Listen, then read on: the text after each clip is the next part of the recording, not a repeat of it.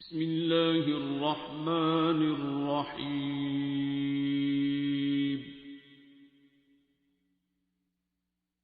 11 رجب کو امام علی علیہ السلام کی والدہ بی بی فاطمہ بنت اسد خانہ کعبہ کے قریب آتی ہیں اور دیوار پر اپنا ہاتھ رکھ کر کہتی ہیں کہ اے اللہ اپنے ولی کا ظہور فرما۔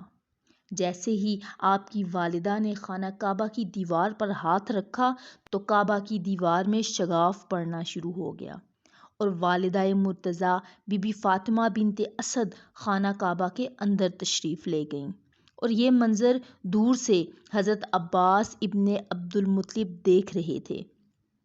انہوں نے جب یہ دیکھا تو زور زور سے کہنے لگے کہ ابو طالب کی زوجہ خانہ کعبہ کے اندر چلی گئی ہیں، آؤ اور کعبہ کا دروازہ کھول کر انہیں باہر نکالتے ہیں۔ لوگ کعبہ شریف کا دروازہ کھولنے کی کوشش کرنے لگے لیکن کسی سے بھی دروازہ نہ کھل سکا۔ یہ خبر مکہ سے پورے عرب میں پھیل گئی کہ ابو طالب کی زوجہ جو کہ حاملہ ہیں وہ خانہ کعبہ کے اندر چلی گئی ہیں۔ لوگ دور دور سے خانہ کعبہ کی طرف آنے لگے۔ تاریخ گواہ ہے کہ عرب کی سرزمین پر اس سے زیادہ ہجوم پہلے کبھی بھی ایک جگہ جمع نہ ہوا تھا۔ لوگ دور دور سے جوگ در جوگ خانہ کعبہ کی طرف آنے لگے۔ 2 دن کے انتظار کے بعد 30 عام الفیل 13 رجب المرجب کو لوگ کعبہ کی طرف دیکھ رہے تھے کہ اچانک خانہ کعبہ کی دیوار پر پھر وہی شگاف ظاہر ہونا شروع ہو گیا۔ سب لوگ خانہ کعبہ کی طرف دیکھ رہے تھے کہ اتنے میں ابو طالب کہنے لگے اے محمد صلی اللہ علیہ وآلہ وسلم جاؤ اور خانہ کعبہ کے اندر دیکھو۔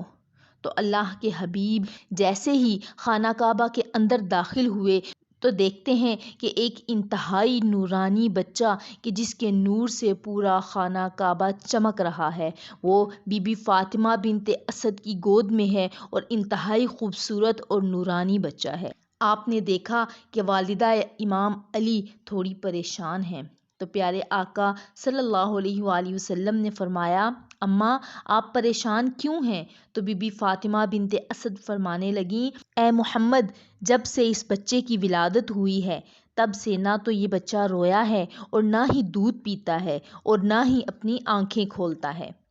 یہ سن کر اللہ کے حبیب محمد مصطفیٰ صلی اللہ علیہ وآلہ وسلم نے جیسے ہی ولیوں کے ولی مولا علی مرتضیٰ کو گود میں اٹھایا تو ننھا بچہ مسکرانے لگا اور اپنی آنکھیں کھولنے لگا تو اس وقت پیارے آقا صلی اللہ علیہ وآلہ وسلم نے اپنی مبارک زبان اس ننھے بچے کے منہ میں رکھ دی اور بچہ محبوب خدا صلی اللہ علیہ وآلہ وسلم کی مبارک زبان چوسنے لگا۔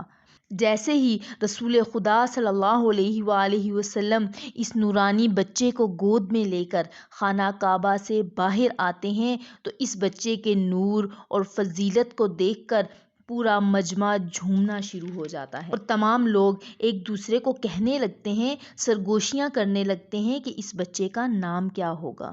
اس پر کریم آقا صلی اللہ علیہ وآلہ وسلم نے تبسم فرمایا اور فرمایا اے لوگو اس سے پہلے کبھی بھی کسی بچے کی پیدائش اس طرح نہیں ہوئی۔ اس بچے کی ولادت علی ہے، سب سے جدا ہے، افضل و اعلیٰ ہے، اس لیے اللہ کی رضا یہ ہے کہ اس بچے کا نام علی ہو۔ علی وہ بلندی کہ جس بلندی پر کوئی دوسرا نہ پہنچ سکے۔ اس کے ساتھ ہی فضا میں علی علی کی صدائیں بلند ہونے لگیں۔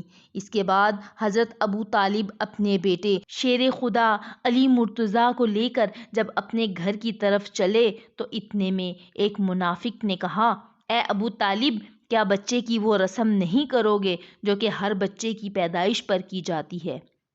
مکہ میں رواج تھا بچے کی ولادت کے بعد اس پر ایک سانپ چھوڑا جاتا تھا۔ اگر وہ سانپ اس بچے کو کاٹ لیتا تھا تو سمجھا جاتا کہ وہ بچہ اپنے باپ کی اولاد نہیں ہے اور اگر سانپ بچے کو کچھ نہ کہتا تو سمجھا جاتا کہ یہ بچہ اپنے باپ کی ہی اولاد ہے اور ہمارے لیے قابل عزت بنے گا۔ تو ابو طالب نے ننھے امام علی علیہ السلام کو ایک جگہ پر لٹا دیا اور لوگوں سے کہا اے لوگو لاؤ وہ سانپ کہ جس پر تم فخر کرتے ہو۔ جب وہ سانپ لایا گیا اور اسے چھوڑا گیا، جیسے ہی وہ سانپ شیر خدا فاتح خیبر ننھے علی علیہ السلام کے قریب آیا تو فاتح خیبر نے ایک ہی پل میں اپنے ننھے ہاتھوں سے سانپ کو پکڑ کر چیر دیا۔ لوگ زور زور سے چلانے لگے، حی درہ حی درہ، یعنی بچے نے سانپ کو چیر ڈالا، بچے نے سانپ کو چیر ڈالا۔ عربی میں سانپ کو حیتن کہا جاتا ہے اور درہ کا مطلب ہے کسی چیز کو چیر دینا یا کاٹ دینا۔ لوگ چلانے لگے، حی درہ حی درہ۔ یہ آواز فضا میں اس طرح گونجی کہ یوں محسوس ہونے لگا کہ جیسے کوئی کہہ رہا ہو، حیدرہ حیدرہ۔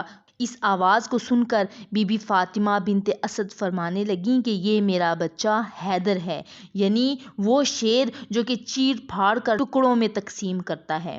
تو سلام ہو ایسی ولادت پر، سلام ہو ایسے شیرخوار پر، اور سلام ہو امام علی علیہ السلام کی ولادت پر، سلام ہو امام علی کی شجاعت پر، سلام ہو امام علی کی سخاوت پر، اور سلام ہو ان لوگوں پر جو کہ فضائل مولا علی سن کر جھومتے ہیں اور علی علی کے نعرے لگاتے ہیں، نعرہ حیدری یا علی۔